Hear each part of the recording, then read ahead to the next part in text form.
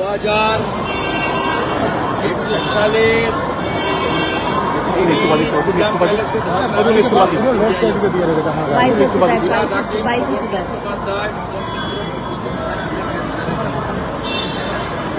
মুখ্যমন্ত্রী এর আগে রাজীব কুমারের বাড়িতে যখন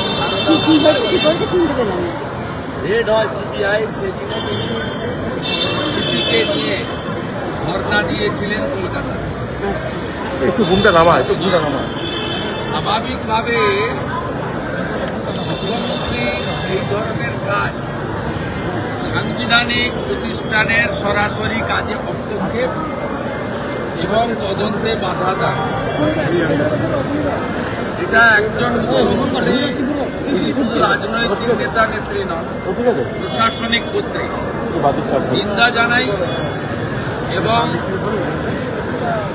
ইডি নিশ্চয়ই তার ক্ষমতা বলে তারা তাদের মুখ্যমন্ত্রীর বিরুদ্ধেও ব্যবস্থা নেওয়া উচিত বলে আমার মনে হয়েছে। আইপ্যাক ভোটার লিস্ট থাকবে কেন? আইপ্যাক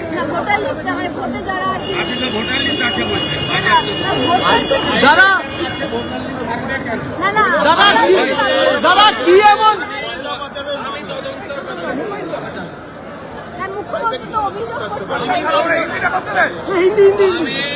ইনভেস্টিগেশন এবং ইডির পাশে ঢুকবো না।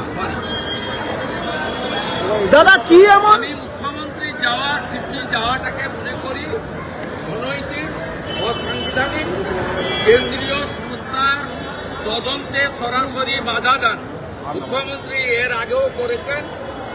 রাজীব কুমারের বাড়িতে রেড হওয়ার সময় এবং তিনি 5 ঘন্টা ধর্ণা দিয়েছেন নিজাম প্যালেসে।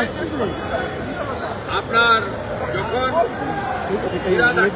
বেশ কয়েকজনকে গ্রেপ্তার করেছেন, এরা মুখ্যমন্ত্রীর অভ্যাসের মধ্যে পড়ে। রাজ্য সাংবিধানিক অধিকার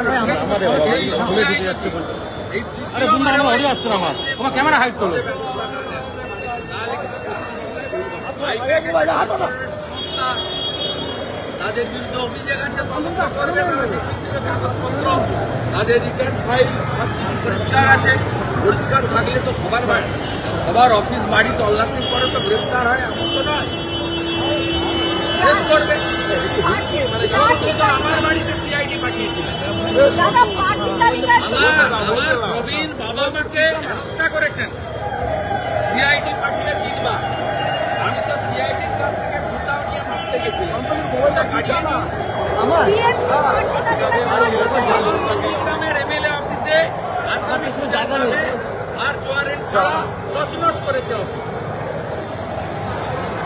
মুখ্যমন্ত্রীর মুখে এগুলো মানায় না। মুখ্যমন্ত্রী আমি চ্যালেঞ্জ করলাম, বিজেপি কেন যে কোনো লোকের বাড়িতে পাঠিয়ে দেখুন, পাঠিয়ে দেখুন পার্থ চ্যাটার্জির কচি বান্ধবী অর্পিতার মতো 51 কোটি টাকা কারো বাড়িতে পাবে না।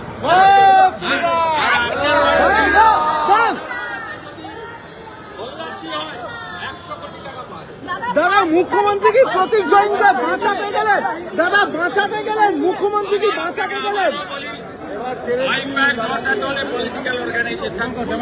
আপনি প্রথম প্রশ্ন করলেন, আপনাকে যদি প্রশ্ন শিখিয়ে করে আলাদা কথা, আমি ফেস করতে যাই, আমি স্কিপ করি না।